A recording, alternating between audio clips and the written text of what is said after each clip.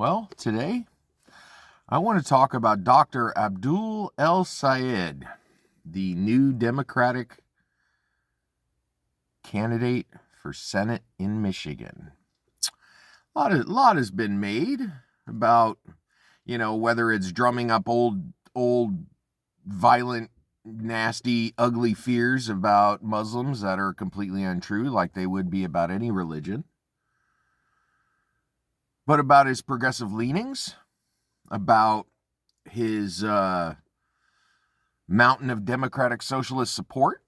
I even heard him in an interview, and he said someone asked him if he was a democratic socialist because he was supported by a lot of them. And he goes, "No, I'm not a socialist, even though I agree with a lot of what they say." So then it made me think, because I've often thought I was a democratic socialist, but I'm not. I'm not a socialist either, even though I agree with a lot of what they say. Now, Dr. Sayed would be the first Muslim member of the Senate. Now, I know in our new day and time, firsts may not occur as often as they used to, or may not hold as much significance as they used to, but it means something. It means something, that the fact that a true progressive now has the potential to influence a lot in Congress.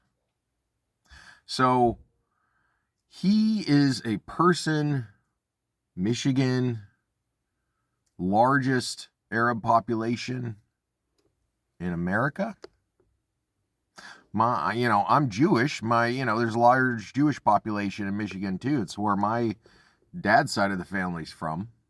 But, it's interesting because, a lot of people accuse him and accuse other people of things that just are completely untrue. You can be against Israel and it's not anti-Semitic. You can hate what a government is doing, but love its people. And he even said, he loves Jewish people. He loves the Jewish faith. He's been to bar and bat mitzvahs. He's been to seders. He's been to shul. He's not Jewish. It's respect. Now, people like this, when they show respect to other cultures and other peoples that they aren't members of, yet treat them completely as equals, isn't that what we're all going for? Isn't that what we're all fighting for, to be treated equally the same? Now, even if there's a religion or a belief structure or something that we don't understand, we may be, ignorant in the fact that we don't know what they're about. We may have been told things by other people that could breed fear in our hearts about certain things that we can't prove with on-the-ground evidence or our personal experiences of actually happening. But we take it in. We go through our lives because these are people we trusted. And then we run into people and realize they're just human. Same human wants and needs as us. Same desire to protect their family, live a purposeful life, have meaning, clothing, food, shelter, all that stuff. And realize that everything we've been told might not have been the truth.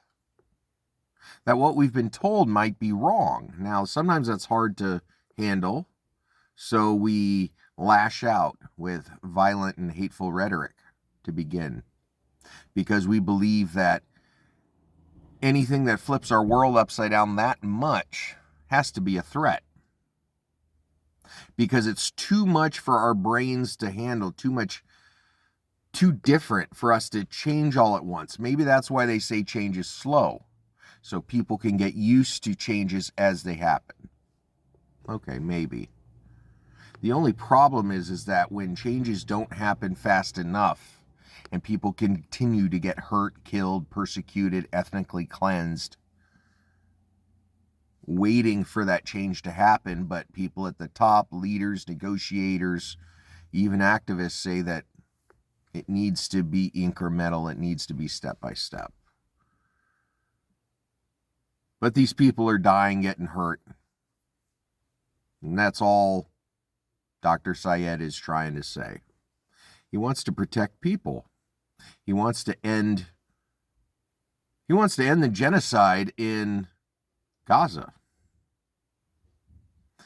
The fact that people are being, bombed out of their homes, all because a right-wing radical government is led by someone who doesn't want to go to prison, so he's, feeding into his most right-wing supporters and basically doing whatever they want because he'll lose his position and go to prison. I am talking about Netanyahu, not Trump, but, if the shoe fits. Dr. Syed also talked about Medicare for all, talked about how, people shouldn't go into medical debt just to get fixed. Why are we the only industrialized country in the world that doesn't see healthcare as a human right? Why should people in the richest country in the history of the world go bankrupt because they can't pay their medical bills? Is that such a radical idea? Is that such a terrible idea? Will that destroy the culture that we very built? I welcome him. I welcome him to Congress. I welcome him to the Senate, more specifically. And I hope he is able to make some major change. Me as a progressive celebrate any time a true progressive actually makes it through the primary. He got outspent, vastly outspent. The Democratic establishment was afraid because for some reason they're afraid of electing progressives, electing true progressives, pragmatic progressives, or whatever Hillary Clinton tried to say, like that's an actual thing, trying to gather votes of people that would never support her if it wasn't for going against Trump. I mean, it literally could have been anybody but her. All because the Democratic establishment was too afraid to try something new, i.e. Bernie Sanders. Now, Dr. Syed is in that same vein, but he actually won his primary. Now the Democratic establishment is getting behind him.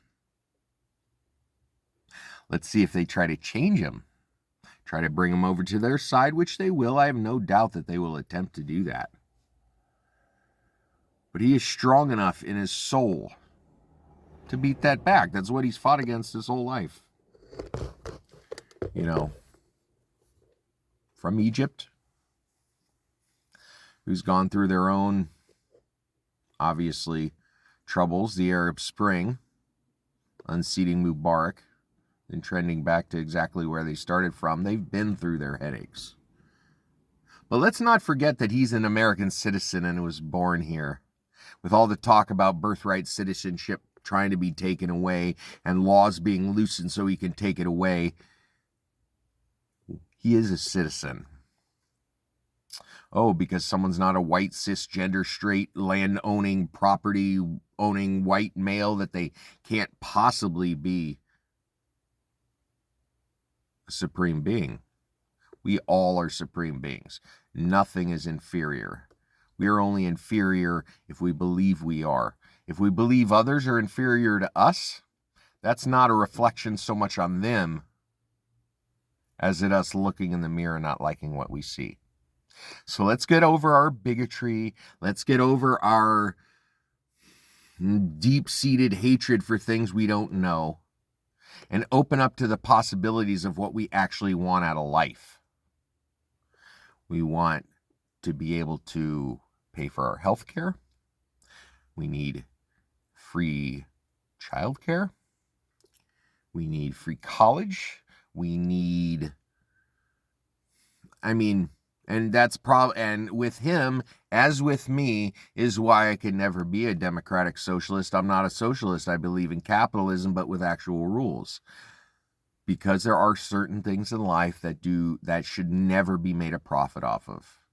Schools, hospitals, and prisons, most notably. So let's not let ingrained fear take over our critical thinking and the kindness and empathy and love we have in our hearts for trying to make this a better world. Dr. Syed will succeed because we're ready for someone like him to actually heal some of our wounds and push us past our pain into a new era of love. Well, if you like what you heard, please remember to like, share, and subscribe. And just some parting words. As the campaign heats up through the summer and the hateful rhetoric starts spewing from Republican opposition to Dr. Syed,